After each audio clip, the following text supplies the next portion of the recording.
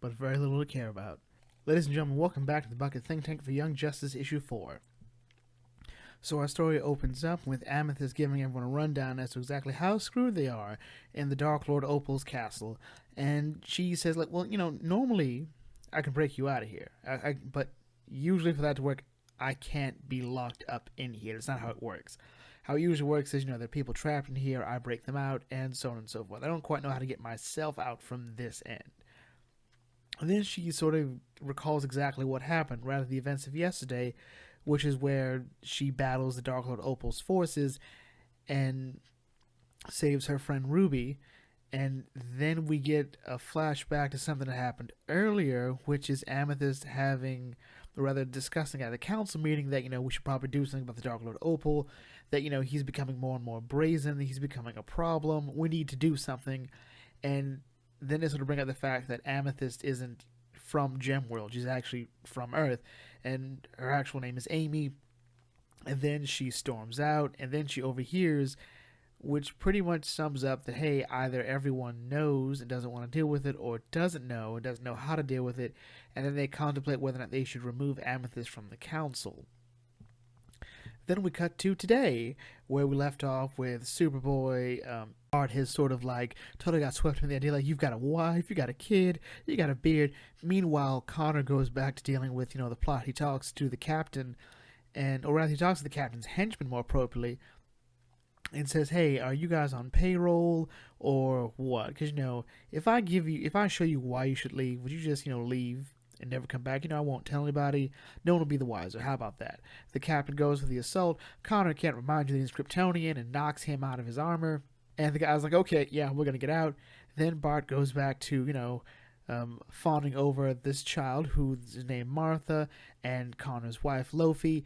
And it's all really cool and sweet. And, Bart talks about young justice. And Connor's like, young justice? Then we cut back to, the prison. And Jenny talks about how she's a bit worried about her truck, or particularly what's in there. Again, mentioning that the reason she was here, the reason she came to Metropolis, was to get Superman to take a look at it. She's not worried about it getting out. She's worried about someone finding it and getting hurt. And as we see the Dark Lord Opal's forces look in there, some sort of Eldritch abomination comes out and gets them. And she talks about how she just doesn't want anyone messing with it and getting hurt, to which the Teen Lantern says if they mess with it, it's their fault, right? And Jenny fires back, I'm sorry. Was that the little kid who hacked into the Green Lantern battery, moralizing? And that's weird because we still don't know how she can do that with the Green Lantern ring. I thought she just had a ring. Turns out no. And this is all interrupted even more so by Connor getting them out. And they're like, oh yeah, okay, so ready to go, ready to roll? Young Justice said again. And then we get a flashback to Amethyst and Ruby talking. And then there's an attack on the castle. It gets worse. The attack gets worse. And turns out that's exactly what led to her running into Robin as the comic ends. So this was sort of weird and a bit pointless. Maybe we should have had Amethyst's story first. Not like the first flashback, but just like this is how the story should have started.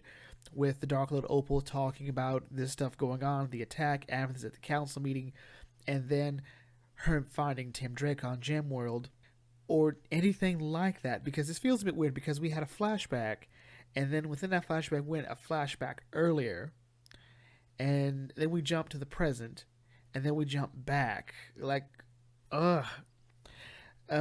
Amethyst feels like such a heavy character in some ways that, maybe she should have had more focus. I'm not entirely sure, but she sort of reminds you there's a bigger plot going on here, but at the same time, kind of don't care because it feels like there's more she has to talk about herself, about more to her story. And maybe, again, that JLA logic where, our characters each got a solo issue to talk about how they got to that point, and then we actually get into the story, I think would have been better for this. Or, again, maybe I'm wrong, but I'm probably right. Anyway, with that, my name is Brandon. This video close here. If you're new to the Bucket Think Tank, feel free to like, comment, share, subscribe.